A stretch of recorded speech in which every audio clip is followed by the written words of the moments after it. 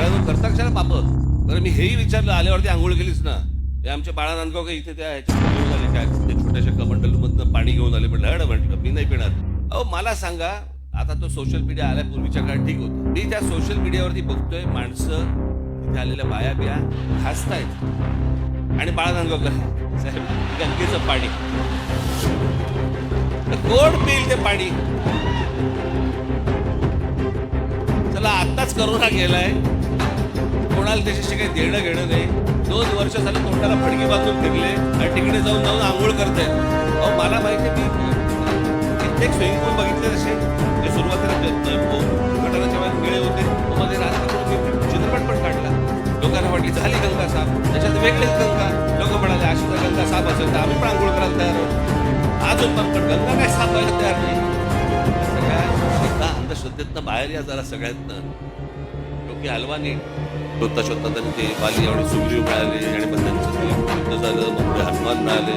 हनुमानाला घेऊन ते तिकडे गेले आणि मग तिथे तो सेतू बांधला. सेतू बांधून ते लंकेत गेले. लंकेत गेल्यावर त्या कुंभकर्णाला मारलं. मग कुंभकर्णानंतर रावणाला मारलं. रावणाला मारल्यानंतर सीतामाईला घेऊन ते परत अयोध्येला 14 वर्षानंतर परत आले. अजूनही काही त्यांची मी महाराष्ट्रात काही ठिकाणी मी त्यांची व्याख्यानं ठेवणार आहे. आजच्या या सगळ्या परिस्थितीवरती जी महाराष्ट्राचा जो चिखल झालेला आहे आणि तो निव्वळ फक्त राजकारणासाठी आणि राजकीय फक्त मतं मिळण्यासाठी म्हणून तुमची आपापसात डोकी फोडून घेतायत, आग लावतायत आणि हे आमच्या लोकांना समजत नाहीये. मोरे सरांनी अनेक विषय आता सांगितले. रामायण काळापासून त्यांनी अनेक गोष्टी सांगितल्या.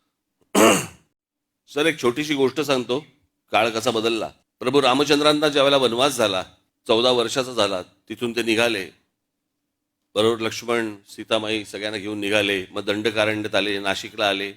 आपण मगाशी नाशिकचाही उल्लेख केलात की कोणीतरी हंटर बोलला होता ना, हंटर तिला महाराष्ट्राची राजधानी करावी नाशिक. आजचं महाराष्ट्राचं राजकारण पाहता त्याला हंटरने फोडला असता. राजधानी नाही, आमची राजधानी, आमच्याकडे करा, आमच्याकडे करा. पण प्रभू रामचंद्र निघाले. मग ते दंडकारण्यानंतर पुढचं तुम्हाला सगळं माहिती आहे. 14 वर्ष. मग मध्ये रावण आला, मग सीतामाईला घेऊन गेला. मग प्रभू रामचंद्र आणि मग ते लक्ष्मण शोधत होते. शोधता शोधता त्यांनी ते वाली आणि सुग्रीव मिळाले आणि मग त्यांचं ते युद्ध झालं. मग पुढे हनुमान मिळाले. हनुमानाला घेऊन ते मग तिकडे गेले आणि मग तिथे तो सेतू बांधला. सेतू बांधून ते लंकेत गेले. लंकेत गेल्यावर त्या कुंभकर्णाला मारलं. मग कुंभकर्णानंतर रावणाला मारलं. मग रावणाला मारल्यानंतर सीतामाईला घेऊन ते परत अयोध्येला 14 वर्षानंतर परत आले. मध्ये तो त्यांनी एक सेतू बांधला. हे सगळं त्यांनी 14 वर्षात केलं. आणि बांद्रा वरळी सीलिंक हा आपण 14 वर्षात बांधला. कुठे अयोध्या, कुठे दंडकारण्य, कुठे गेले? तिथून लंकेत गेले, सेतू बितू बांधून गेले, तिथून परत आले. हे सगळं 14 वर्षात घडले.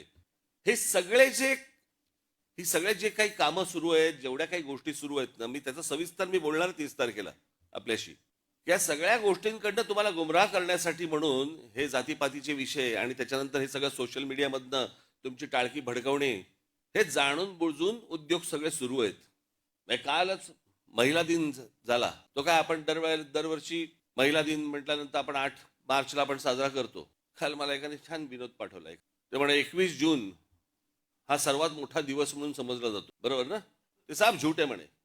21 जून सर्वात मोठा दिवस नाहीच आहे. महिला दिन हा सर्वात मोठा दिवस आहे. कारण तो 8 मार्चला सुरू होतो आणि पुढल्या वर्षी 7 मार्चला संपतो. ज्याची लग्न झाली असेल प्रत्येकाला हे कळत असेल मी काय म्हणतोय ते. पण आपल्याकडे काय करतात, महिला दिन म्हटल्यानंतर सगळेजण भेटणार, महिला दिनाच्या शुभेच्छा. 2 पुरुष एकत्र आले तरी एकमेकांना देतात. अरे ह्याच्यात महिला कुठे आहे? मागचा पुढचा काही विचार नाही, काही नाही, आपले बस शुभेच्छा. महिला दिनाच्या शुभेच्छा आपण देतोय, परंतु एका सर्वात मोठ्या महिलेचा विसर पडून देतोय आपण. त्या व्यक्तीला विसरतोय की खरं तर महिला दिन हा दिन खरं तर जिजाऊ साहेबांच्या नावाने हा खरं तर ओळखला गेला पाहिजे. लहान असताना वडील कुठेतरी मोगलांकडे चाकरी करतायत हे ज्या मुलीला पाहवलं नाही, लग्न झाल्यानंतर आपला पती कोणाकडे तरी मोगलांकडे आहे हे ज्या मुलीला स्त्रीला पाहवलं नाही, जिने आपल्या पतीला बंड करायला लावलं, जिच्या मनात सुरुवातीपासून स्वराज्य नावाची गोष्ट ज्या महिलेच्या मातेच्या मनामध्ये होती, तिने आपल्या मुलाकडनं ते स्वराज्य घडवून आणलं. परंतु या सगळ्या इतिहासाच्या मागे एका स्त्रीचं मन होतं. एका महिलेचं मन होतं ते आपण विसरतो. आज महाराष्ट्रामध्ये इतक्या महिला होऊन गेल्या. महाराष्ट्रात म्हणजे देशामधली पहिली डॉक्टर महिला डॉक्टर झाले त्या महिला जोशी, आनंदीबाई जोशी. आपण विचार करतो काय महिलांचा? इतक्या महिलांचं योगदान आहे आणि खास करून महाराष्ट्रातनं. म्हणजे जर समजा तुम्ही सर्वात पुढारलेल्या जर स्त्रिया म्हणून जर समजा बघितल्यात इतिहासामध्ये काढून बघा तुम्ही, सर्वात पुढारलेल्या स्त्रिया, तुम्हाला सर्वात पुढारलेल्या स्त्रिया या महाराष्ट्रात मिळतील. नुसत्या कसल्या शुभेच्छा देतोय आपण? त्यातनं आपण काही घेणार आहोत का? आपण काही त्यातनं विचार करणार आहोत का? आज पक्षाला 19 वर्ष पूर्ण झाली. ते 19 वर्ष आपली कशी गेली, काय गेली? आज असंख्य पक्षांना मी जे बोलतोय त्याला दृष्ट न लागू, पण असंख्य पक्षांना हा प्रश्न पडलेला आहे की अरे ह्यांचे आमदार येऊन गेले, ह्यांचे खासदारकीला एवढी मतं मिळाली, नंतर ह्यांना इतके पराभव झाले, खासदारकीला पराभव झाले, आमदारकीला पराभव झाले, तरी या पक्षामधली माणसं सगळी एकत्र कशी काय राहतात?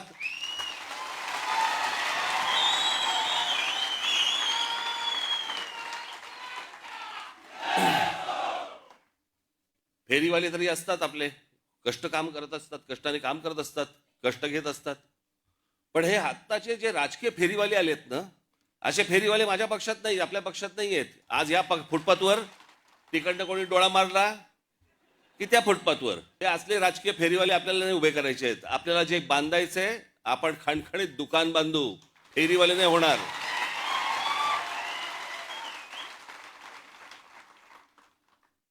पण या सगळ्या गोष्टींसाठी म्हणून एक पक्ष संघटना जी सगळ्या ठिकाणी आपली आहेच, पण ती मजबूत करणं जास्ती गरजेचं आहे. खालपर्यंत माझा जो गटाध्यक्ष आहे इथपर्यंत त्याला त्याच्या घरच्यांना पण वाटलं पाहिजे की नाही माझ्या मुलाची काळजी घेत आहेत, त्याच्याशी कोणतरी बोलतायत. आणि म्हणून पुढच्या 2 दिवसामध्ये त्याला एक आत्ता आकार दिलेला आहे. मी थोडंसं त्याचं एक गोष्ट लिहून आणली होती, पण ती काही अख्खी नाही आहे. हे इथे सगळे जेवढे बसलेले आहेत व्यासपीठावरती माझ्या सकट, प्रत्येकाचं काम काय, तुमच्या सकट, खाली आपल्या महाराष्ट्र सैनिकासकट प्रत्येकाचं काम काय असणार आणि ते दर 15 दिवसाला तपासलं जाणार. जर महिन्यात 1.5 महिन्यामध्ये असं जाणवलं, कारण त्याची यंत्रणाच मी पूर्ण लावतोय वरपासून खालपर्यंत, जर जाणवलं मला की हा पदाधिकारी तो कोणी का असेना, जर मला त्याच्यामध्ये काम चुकारपणा जर समजा दिसला, कळलं का, तर मी त्याला पदावरती ठेवणार नाही. आत्ता सांगून ठेवतो तुम्हाला मी.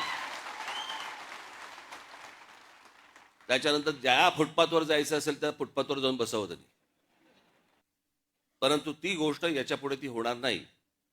मी काल मला सांगितलं कोणीतरी, त्या दिवशी एक मेळावा बैठक लावली होती मुंबईला, आणि काही मुंबईचे शाखाध्यक्ष आणि काही उपविभागाध्यक्ष आणि विभागाध्यक्ष काही हे हजर झाले नाहीत. म्हणजे हजर झाले नाहीत, त्यांची हजेरी घेतली आणि मग प्रत्येकाला विचारलं, मग काय काय कारण, एक घरचे हे आजारी होते, ते होतं काहीतरी. बघ त्यातल्या 5-6 जणांनी सांगितलं साहेब कुंभला गेलो होतो. म्हटलं गधड्यानं करता कशाला पाप? बरं मी हेही विचारलं, आल्यावरती आंघोळ केलीच ना?